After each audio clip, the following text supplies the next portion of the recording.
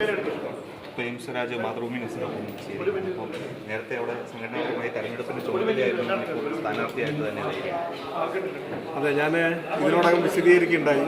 ഈ തെരഞ്ഞെടുപ്പ് ഒരുപക്ഷെ അടുത്ത നിയമസഭാ തെരഞ്ഞെടുപ്പിനും തദ്ദേശ തെരഞ്ഞെടുപ്പിനും മുൻപുള്ള ഒരേ ഒരു ഉപതെരഞ്ഞെടുപ്പാണ്. ഇനിയൊരു ഉപതെരഞ്ഞെടുപ്പിന് സാധ്യതയില്ല. തീർച്ചയായും കേരളത്തിലെ ജനങ്ങളാകെ ഒരു ഭരണ തുടർച്ച ഉണ്ടാവണം ഇനിയും എന്നാഗ്രഹിക്കുന്നു. ഒരു മൂന്നാം ഊഴം LDF ഗവൺമെൻറ്റിന് വേണം എന്നാഗ്രഹിക്കുന്നു. അത് LDFകാർ മാത്രമല്ല, LDFനെ ചില കാരണങ്ങളാൽ എതിർക്കുന്നവർക്കും ഉള്ളിൻ്റെ ആഗ്രഹമുണ്ട്.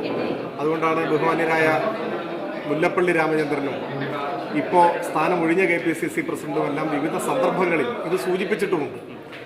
അപ്പോൾ ഈ തെരഞ്ഞെടുപ്പ് കേരളത്തിലെ ഇടതുപക്ഷ ജനാധിപത്യ മുന്നണി ഗവൺമെൻറ് നടത്തുന്ന വികസന ക്ഷേമ പ്രവർത്തനങ്ങൾക്കുള്ള ഒരു അംഗീകാരമായി മാറും.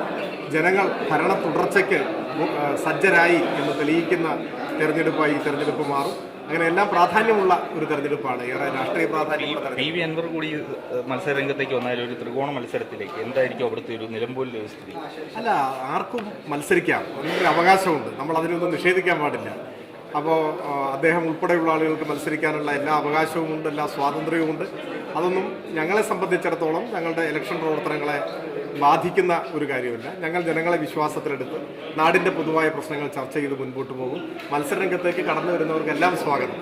ഈ പല പേരുകൾ ഉയർന്നു കേട്ടെങ്കിലും സ്വരാജിലേക്ക് പാർട്ടി എത്തിയത് എന്തുകൊണ്ടായിരിക്കും? അല്ല, പാർട്ടിക്ക് പാർട്ടിയുടേതായ നടപടിക്രമങ്ങളും രീതികളും ഉണ്ട്.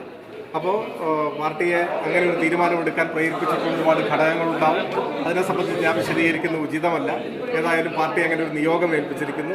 വളരെ അഭിമാനത്തോടെ ആ ഉത്തരവാദിത്വം ഏറ്റെടുക്കും. നിലനിർത്താനുള്ള ചുമതല CPM ഏൽപ്പിച്ചിരിക്കുന്നത് സ്വരാജിനെയാണ്. അഭിമാനത്തോടെ ഏറ്റെടുക്കുന്നു. ജയം ഉറപ്പാണ് എന്നുള്ള കാര്യം